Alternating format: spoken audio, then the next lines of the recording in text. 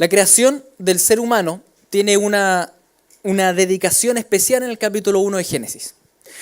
Primero Dios dice el capítulo que Dios fue creando las cosas, pero le dedica, por ejemplo, al sol un versículo, o a la luna, o a las distintas cosas. Pero cuando llega al ser humano le dedica 5 versículos de los 30. Es decir, el 20% del capítulo habla del ser humano. Hay una dedicación especial al ser humano. El ser humano, por tanto, no es como los demás animales. No es un animal. Hay algo distinto en el ser humano. Y eso distinto no es algo intrínseco en el ser humano. En realidad tiene que ver con el Creador. Es conforme a la imagen de Dios. El ser humano, por tanto, tiene una dignidad que es distinta, un valor que es intrínseco, y ese valor tiene que ver con el Creador.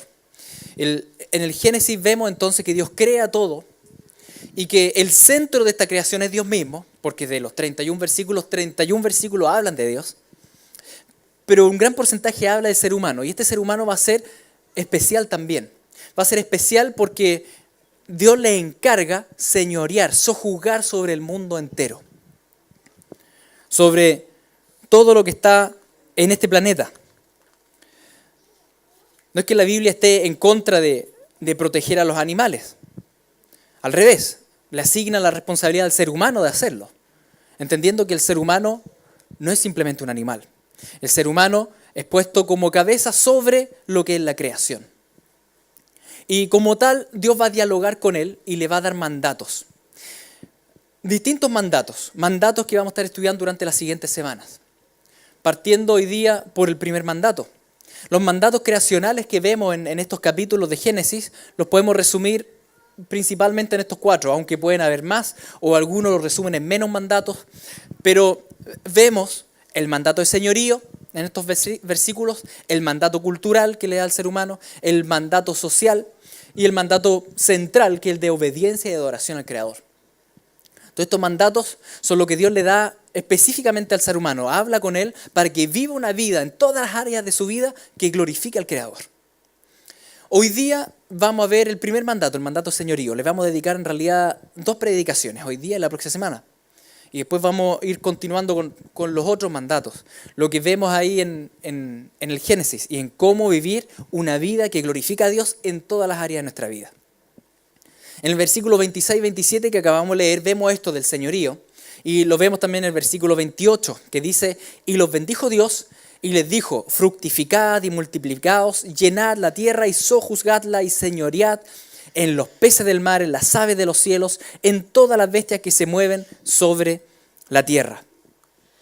Por tanto, el ser humano, como les decía, no es un animal más. Fue creado por parte del Señor con una dignidad especial, que esa dignidad tiene que ver con ser imagen, con ser reflejo de Dios.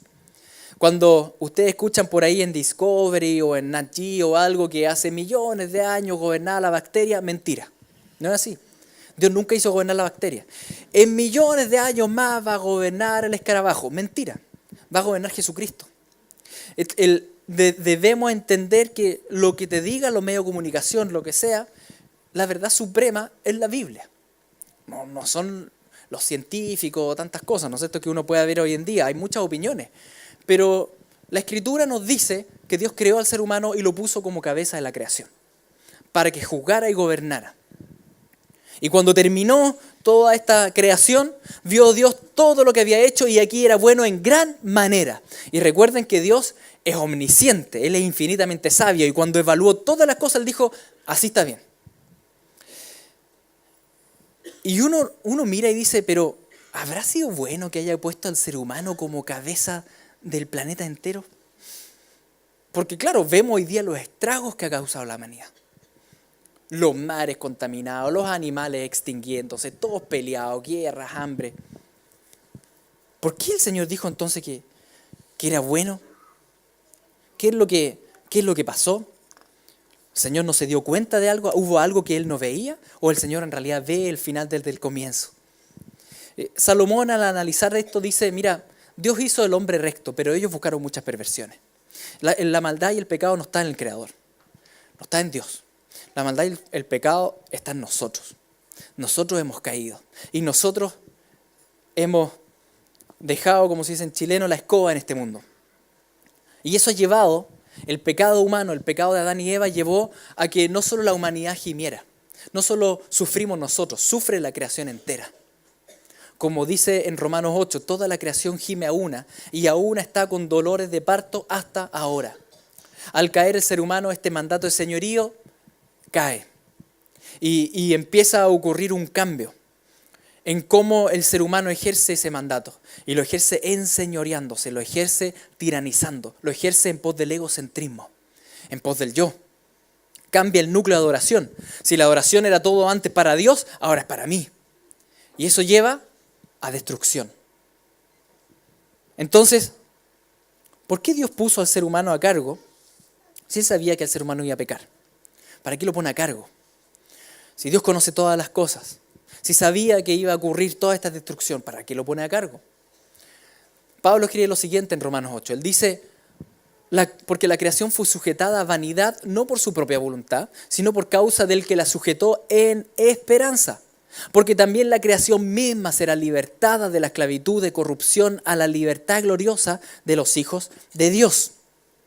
Dios sujetó esta creación a vanidad, pero la sujetó a vanidad en esperanza, sabiendo que si bien Adán y Eva iban a caer, iba a surgir el hombre, Jesucristo. El hombre que restauraría todas las cosas en sí mismo. Recuerden que el Cordero fue apartado desde antes de la fundación del mundo, dice la Escritura. Por tanto, Dios ya sabía todo esto. Cuando Él crea a la humanidad y Él establece a la humanidad como señores sobre el mundo, Él sabía que la humanidad iba a caer. Pero también sabía que se encarnaría su Hijo y que el Hijo triunfaría sobre todo. Y que el Hijo llevaría el señorío al máximo esplendor para la gloria de Dios. Por tanto, Él sujetó a la creación a esta vanidad, pero en esperanza. Y esa esperanza es Jesucristo. Jesucristo que restaurará todo. Y no solo todas las cosas, Él restaura también y aparta un pueblo para Dios. Ese pueblo somos tú y yo. Un pueblo que Él rescata de en medio de las naciones y empieza a quitar de nosotros el egocentrismo, el orgullo, el egoísmo. Un pueblo que ya no vive para sí mismo, sino que ahora va a vivir para la gloria de Dios. Y eso traerá restauración al mundo entero. Esa obra de redención ya partió en la cruz, pero será completada cuando Él venga. Ya estamos en esta obra de redención. Será plenamente completada. Y cuando Él venga, Él restaurará todas las cosas. Por tanto, el anhelo ardiente de la creación es aguardar la manifestación de los hijos de Dios. Cuando Jesucristo venga, Él ya erradicará todo pecado realmente de nosotros, nos dará cuerpos glorificados. Y la creación gime y anhela eso. Dice, ¿cuándo va a venir Jesús para que cambien estos pailones? ¿No es cierto? Él está redimiendo un cuerpo. Está redimiendo al pueblo de Dios. Él ya nos salvó, ya nos justificó, pero completará la obra en su venida. Y la creación entera aguarda esto. Entonces Dios sujetó a la creación a esta vanidad del ser humano, pero en esperanza de la redención final y la redención completa. Entonces esa es la historia que vemos a lo largo de la Escritura. Una creación perfecta, una caída, pero una caída que después continuó por la redención final, la redención en Jesucristo, porque Dios tenía un plan misterioso, oculto y en su corazón. Un misterio. Pablo menciona eso como un misterio que antes nadie conocía, pero que ahora en la encarnación de Cristo salió a luz. Ese misterio era este plan de que Jesucristo iba a ser el Señor de todo. Él escribe en Efesios diciendo, dándonos a conocer el misterio de su voluntad según su beneplácito, el cual se había propuesto en sí mismo reunir todas las cosas en Cristo, en la dispensación del cumplimiento de los tiempos, así las que están en los cielos como las que están en la tierra. Por tanto, la humanidad y la historia de la humanidad no está a la merced del azar, yendo a cualquier lado. No. El Señor está direccionando todo hacia un lado, que es su gloria. Es reunir todas las cosas en Cristo. Así que Él crea todo, lo crea perfecto. El ser humano cae, empieza a destruir todo. Pero es imposible que no se vaya a cumplir lo que el Señor quiso, que es reunir todas las cosas y restaurar todo en Jesucristo. Y es en realidad solamente la introducción al tema.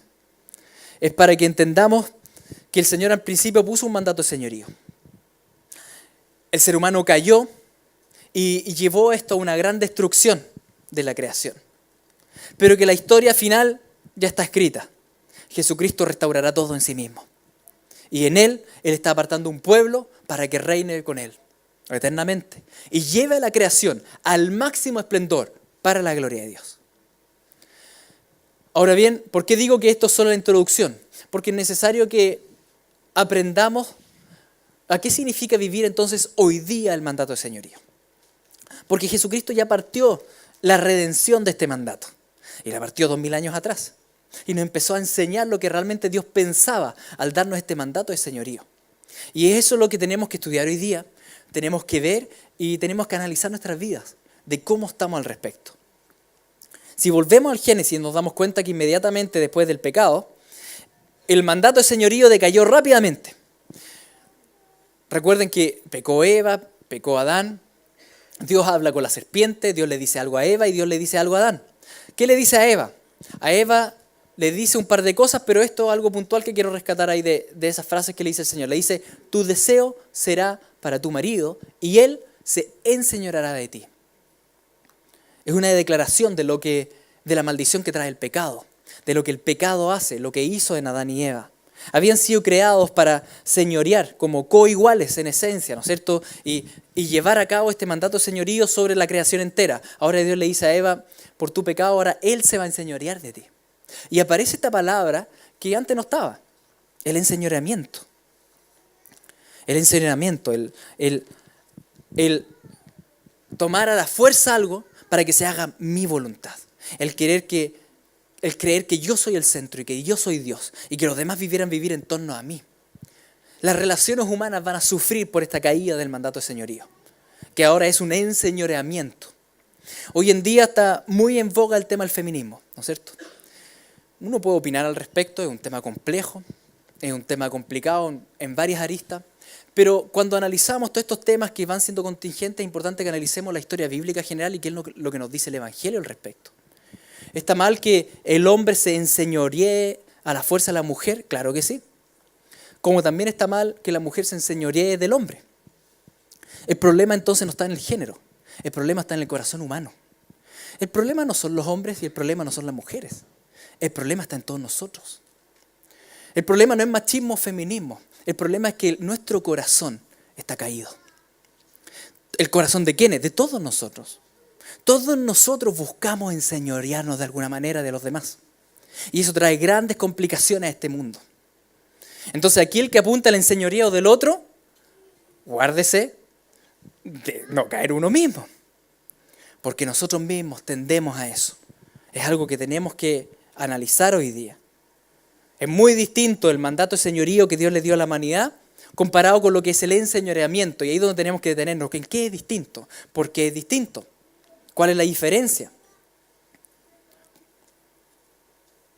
La diferencia no la sabríamos a menos que Jesucristo se hubiese encarnado y nos hubiese enseñado con pera y manzana lo que significa realmente vivir un mandato de señorío para la gloria de Dios. Y lo vemos caminando ahí en el Medio Oriente con sus discípulos y vemos el siguiente evento. Dice la escritura en Marcos 10 que Jacobo y Juan, hijos de Zebedeo, se le acercaron diciendo, Maestro, querríamos que nos hagas lo que pidiéremos. Y me gusta esto porque recuerden que estos dos chiquillos eran adolescentes en esa época, ¿ya? Juan debe haber tenido unos 13 años, más o menos eso se estima. Recuerden que Juan vivió hasta el año 100. Debe haber tenido unos 13 años, Jacobo como era mayor, tal vez unos 16 años. Estos discípulos entonces eran tal vez los más chicos los discípulos o eran todos adolescentes, no sé. La cosa es que eran sin filtro los hermanos del trueno, ¿no es cierto? Sin filtro. Y ellos hablan lo que nosotros jamás diríamos, pero en realidad hacemos. ¿Ya? Ellos dicen, Maestro, o sea, Señor, y después continúan, queremos que hagas lo que nosotros te pedimos. Y es como una contradicción en la misma frase, ¿o no? Pero es tal cual como nosotros oramos. Señor, quiero que hagas esto. Solo que ellos lo hacen ahí con Jesús enfrente. Le dicen en la cara, gran maestro, haz lo que nosotros te pedimos, ¿ya? A ver, ¿qué sería, chiquillos? ¿Qué sería? Y ellos le dijeron, bueno, facilito.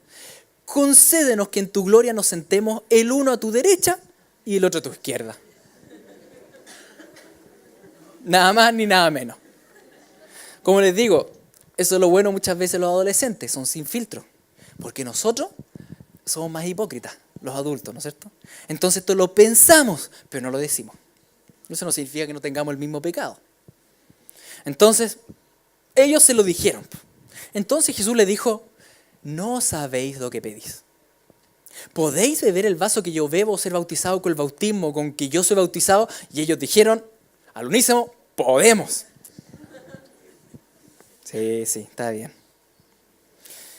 A la verdad, del vaso que yo bebo beberéis, y con el bautismo con que yo soy bautizado seréis bautizados. Pero el sentaros a mi derecha y a mi izquierda no es mío darlo, sino a aquellos para quienes está preparado. Fuerte lo que también contesta Jesús. Él dice, miren, en el pedir no hay engaño, está bien, pide lo que quieras, pero se hace la voluntad de Dios. Y Dios ya tiene esto diseñado desde antes de la fundación del mundo. Él ya tiene preparado esos puestos. Y eso, si quieres orarlo, óralo, pero el Señor ya tiene preparado esto. El Señor ya tiene un camino diseñado para esto. Ahora bien, ¿qué es lo que surge de esta conversación? Él dice, cuando lo oyeron los 10, comenzaron a enojarse contra Jacobo y contra Juan. Los favoritos estos, miren los perlas. La pregunta es, y se la hago a ustedes, ¿por qué se enojaron? ¿Por qué creen ustedes que se enojaron? ¿Por qué te enojarías tú y por qué me enojaría yo?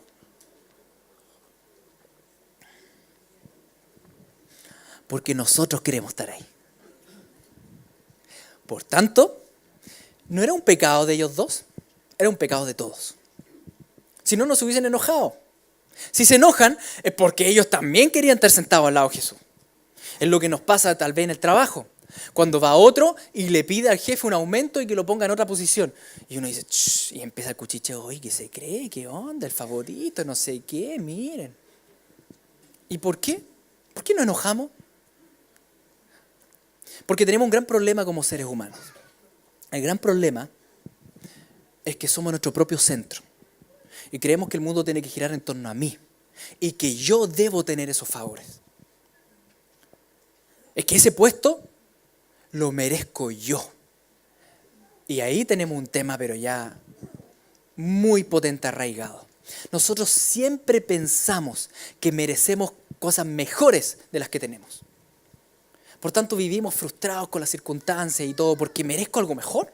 Merezco un trato más digno, merezco un puesto mejor, merezco ganar más plata, merezco. ¿Qué dice la Escritura que merecemos? ¿Saben lo que dice la Escritura? Dice que merecemos el infierno. ¿Por cuánto tiempo? Eternamente. La Escritura dice que tú y yo merecemos el infierno. O sea, a la hora que empezamos a discutir con el Señor diciéndole, Señor, yo merezco, el Señor dice, para.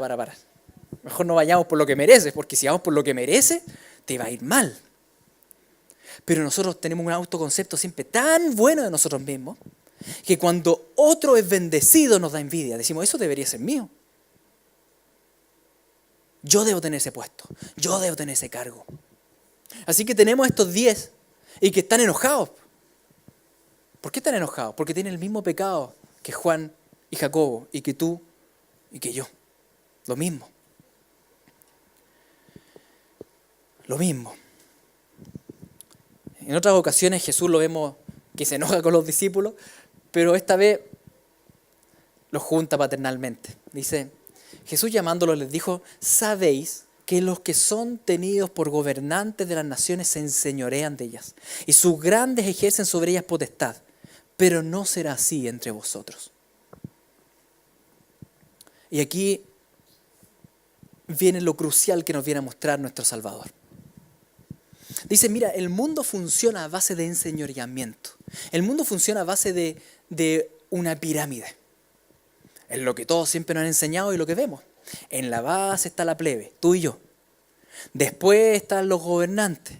Después, qué sé yo, las grandes empresas internacionales que gobiernan sobre los gobiernos. Y después, bueno, qué sé yo, está arriba los Illuminati. Fíjense lo que dice el Señor. El Señor en primer lugar dice, miren, sabéis que los que son tenidos por gobernantes se enseñorean. Son tenidos por, son tomados por. Pero ¿quién es el verdadero gobernante? Solo uno, que es Dios. El verdadero gobernante sobre el mundo entero y sobre las naciones, no, el mundo no está a la merced de no sé qué tipo de gobernantes. Es el Señor, en primer lugar. Él es el Rey soberano. Él permite, si en este mundo hay tiranos o no hay tiranos, Él lo permite. Él permite que esté tal o cual presidente. El Señor está por sobre todo. Bueno, tenemos entonces estos gobernantes que son tenidos por gobernantes. ¿Y qué tiende a hacer la carne humana frente a una posición jerárquica? Lo que tiende a hacer es a enseñorearse. Tiende a esta línea jerárquica de estar cada día más arriba, y el que está más arriba mandonea a los demás, usufructa de los demás. Todo es para él. Porque el ser humano no vive para la gloria de Dios, vive para su propia gloria. Pero Él dice, así no va a ser entre ustedes. Él vino a redimir a su cuerpo. Él vino a redimir a su pueblo. Él así no va a ser en medio de su pueblo. No va a ser así. Sabéis que los que son tenidos por gobernantes las naciones se enseñorean de ellas y sus grandes ejercen sobre ellas potestad.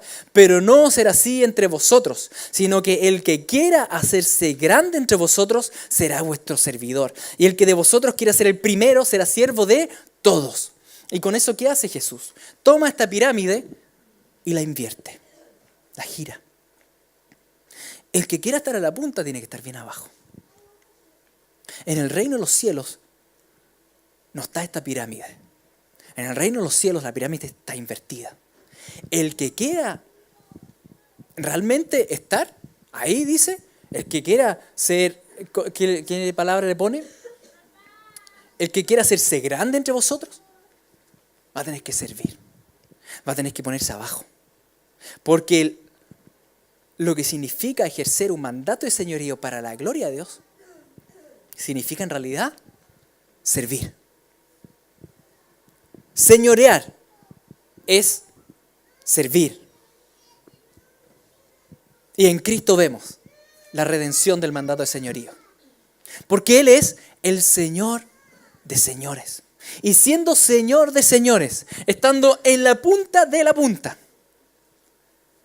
Él se humilló a lo sumo y se puso por debajo de todos. Por tanto, el que quiera ser grande tiene que estar bien abajo. El mandato de señorío para la gloria de Dios se vive sirviendo. No tiene que ver con mandoneo, con poder. El que quiera hacerse grande entre vosotros será vuestro servidor. Y el que de vosotros quiera ser el primero será siervo de todos. Porque el Hijo del Hombre no vino para ser servido, sino para servir y para dar su vida en rescate por muchos. Señorear sobre la creación, el plan original que Dios tenía ahí, era que entonces sirviéramos. Que sirviéramos a la creación y nos sirviéramos mutuamente para llevar todo a la gloria de Dios. No era un sistema jerárquico en abuso de poder, era un sistema de servicio. Y que en Jesucristo vemos redimido eso. Y que Jesucristo le enseña esto a su pueblo. A no hacer las cosas ya por egocentrismo y para uno mismo, sino que para la gloria de Dios. Es muy distinto. Jesús desafía entonces a sus discípulos no a buscar enseñorearse, no a buscar ser servidos, sino que buscar servir, lo que significa ejercer un mandato de señorío como Dios lo tenía planeado. Cualquier posición que ocupemos debe estar enfocada en eso entonces, en servir. Ponerse a disposición de otros para que puedan conocer y glorificar a Dios. Ese fue el ejemplo de Jesucristo. La sociedad estima en gran manera la jerarquía que ocupamos dentro de ciertos grupos. La sociedad valora eso, valora las posiciones de jerarquía. Mientras más gente tengo a cargo, más importante la persona. Mejor te tratan. Hay como con el tema jerárquico, hay como bien adosado un tema de favores. favores especiales que tiene la persona que está a cargo de más personas.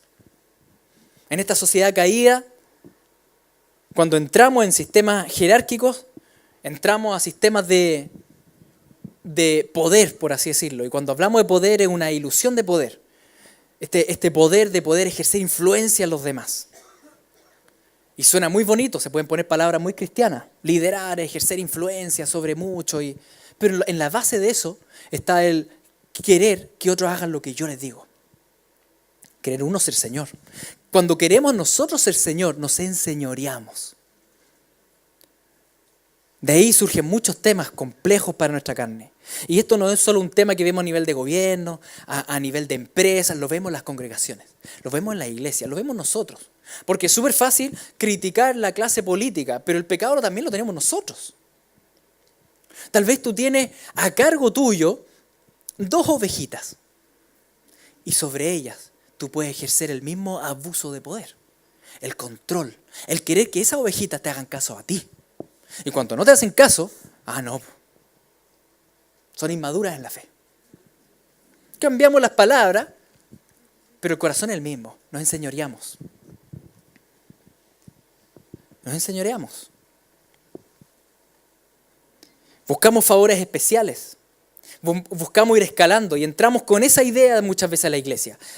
Voy a ser discipulador, después encargado de un par, después voy a ser líder ministerial, después voy a ser anciano y después voy a ser pastor.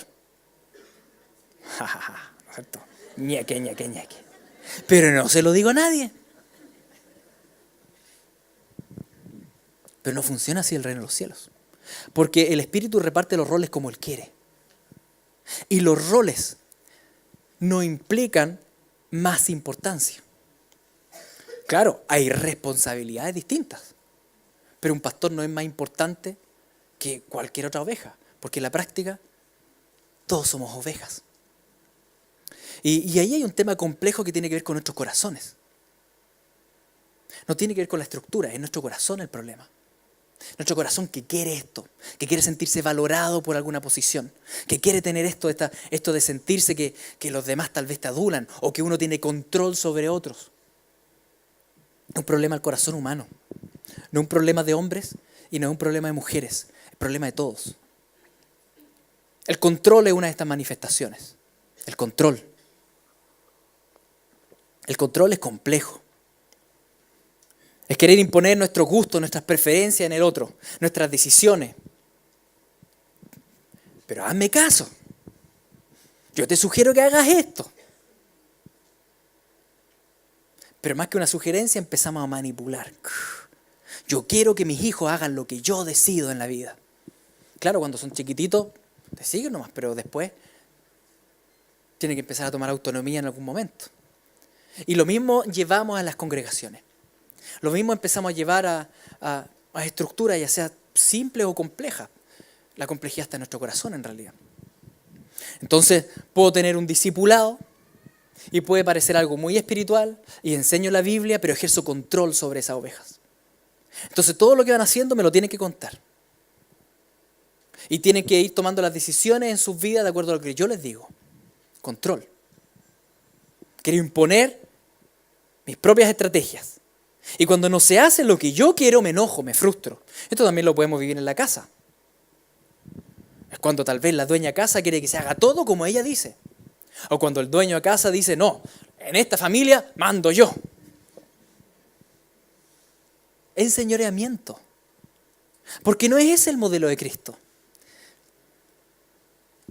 El modelo de Cristo es que, queridos chiquillos, ¿quién es el Señor? Yo soy el Señor, sí, pero yo no vine a que me sirvan. Yo vine a servir. Ese es el modelo del señorío de Cristo. Señorear sirviendo. Es muy distinto. Es muy distinto a lo que conocemos. Entonces tenemos que replantear nuestra vida, entendiendo que glorifica a Dios todo aquel que sirve al prójimo. Pedro es un buen ejemplo de esto. Pedro era apóstol. Era parte de los 12 apóstoles. Pedro era aquel que podría haber dicho, háganme caso porque yo soy apóstol. Yo estuve con Jesús. Hoy en día donde hay gran rimbombancia de nombres, ¿no es cierto? Apóstoles, superapóstoles, apóstol de apóstoles. Y en realidad lo que eso es búsqueda de enseñoramiento, de poder. Es parte de la consecuencia de la caída. Eso es maldad. Cuando vemos al apóstol Pedro, él escribe esto, él dice: exhorto pues a los ancianos entre vosotros, yo anciano también con ellos y testigo de los padecimientos del Mesías, que también soy participante de la gloria que va a ser revelada. Fíjese cómo se presenta. Dice, le escribo a los ancianos de las congregaciones, yo también soy anciano. No dice, oye, yo soy apóstol, háganme caso. Él dice, yo también soy anciano. Y en más dice, yo también he sido testigo de Cristo y soy participante también. Él dice, entonces yo soy igual a ustedes. Yo también participo igual que ustedes en esto. Y yo también soy anciano. Desde esa base él parte hablando. Eso ya es distinto, ¿no es cierto?, a lo que conocemos muchas veces en medio de las congregaciones. Apacentad la grey de Dios que está entre vosotros, no por fuerza, sino voluntariamente según Dios. No con avaricia de ganancia material, sino de buena voluntad, no enseñoreándoos de la gran heredad, sino siendo ejemplos de la grey. Fíjense las 3 recomendaciones que da aquí a los ancianos de las congregaciones. Dicen, ¿saben qué? Les recomiendo uno, que no lo hagan por fuerza, que no lo hagan para usufructar plata y que no se enseñoreen. Estos son los grandes dramas que tenemos hoy día en medio de las congregaciones. Estos son los grandes dramas. Ahora, podemos quedar acá y pelar congregaciones o podemos mirarnos a nosotros mismos y ver cómo estos dramas también son mi drama. Porque esto te pasa a ti y me pasa a mí. Lo que pasa es que nos pasa a una escala menor, con menos personas, pero es lo mismo. Cuando empiezo a administrar a otros y espero a cambio que me traigan un cujencito. ¿Me entienden o no? Es a otra escala. Pero espero usufructar de alguna forma de lo que el otro me puede dar. No es así el servicio en el Señor. Uno sirve por servir. ¿Podemos indicar el dedo a los demás o podemos verlo en nuestra propia vida? Podemos decir, ¡ay, cómo se enseñorean! Pero ¿cómo estás tú con el enseñoramiento? Con el control. Con intentar que se haga lo que tú quieres. ¿Qué pasa cuando no hacen lo que tú quieres? ¿Qué pasa cuando tu esposo o tus hijos no hacen lo que tú quieres? O tu esposa o tus discípulos. Cuando no hacen lo que tú quieres, ¿qué pasa contigo?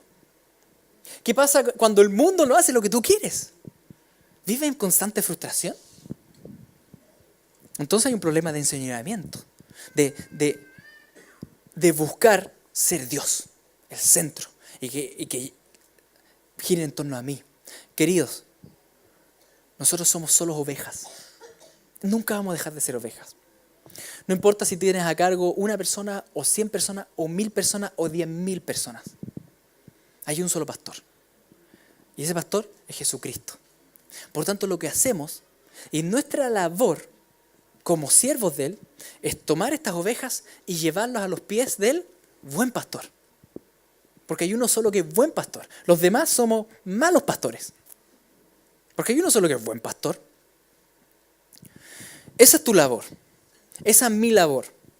No importando cuántas ovejas el Señor nos ha puesto a cargo. Si tú dices que yo no tengo a nadie a cargo, bueno, tal vez tu vecino. Tal vez tu compañero de trabajo. Tal vez un familiar. Alguien que está ahí, que está quebrantado de corazón. Esa es tu ovejita. Llévala a los pies del Señor. No lo lleva a los pies tuyos. No seas tú el salvador de la persona. Llévalos al Salvador. Porque si no, tú te enseñoreas. Tú ejerces control ahí. Y eso no es el mandato de señorío. El mandato de señorío, restaurado y redimido en Cristo, es llevarlos a los pies del buen pastor. Es para la gloria de Dios. Siervos inútiles somos. Así que vemos esto en Jesucristo. Que sabiendo Jesús que el Padre le había dado todas las cosas en las manos y que había salido de Dios y a Dios iba, piensa en esto, sabiendo él que él era rey sobre toda Europa, sobre todo el continente africano, sobre toda América, sobre Asia, sobre los imperios que había en la India, sobre el imperio romano, Dios le había dado todo. No solo en la tierra, en los cielos. Sabiendo no solo eso, sino que sabiendo además que Él era Dios. Y que Él es Dios. Y que Él venía de Dios y iba a Dios. Sabiendo todo eso. ¿Qué hubiésemos dicho nosotros? Bueno, lo que hubiese dicho yo es, ¿quién me limpia los pies? ¿Sí o no? Porque esa es nuestra carne. ¿Quién me sirve? ¿Quién me sirve? Porque yo soy el rey. Pero lo que hizo Jesucristo es esto. Sabiendo Jesús que el Padre le había dado todas las cosas en las manos y que había salido a Dios y a Dios iba, se levantó de la cena, se quitó su manto, tomando una toalla, se la ciñó. Y luego puso agua en un lebrillo y comenzó a lavar los pies de los discípulos y a enjugarlos con la toalla con que estaba ceñido. ¿Quieres vivir una vida que glorifica a Dios?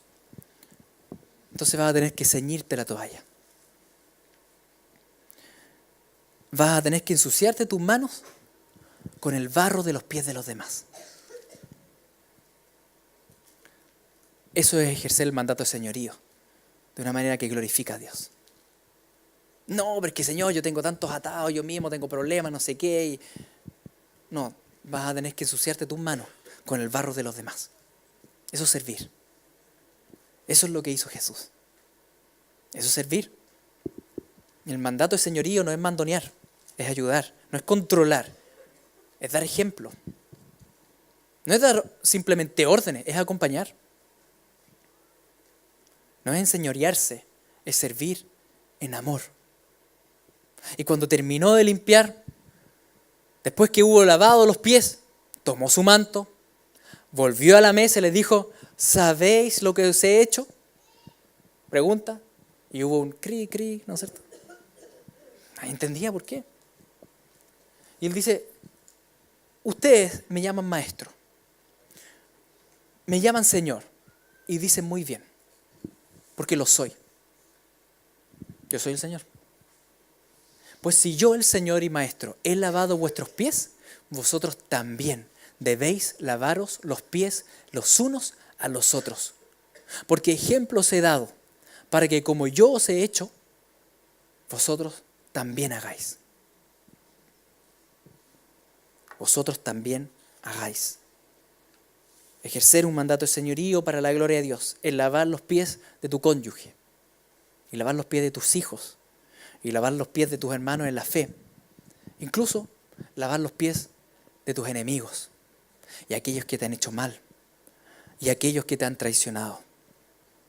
Aquellos que tú guardas rencor en tu corazón, también a ellos. Porque en esta cena, Jesús incluso le lavó los pies a Judas.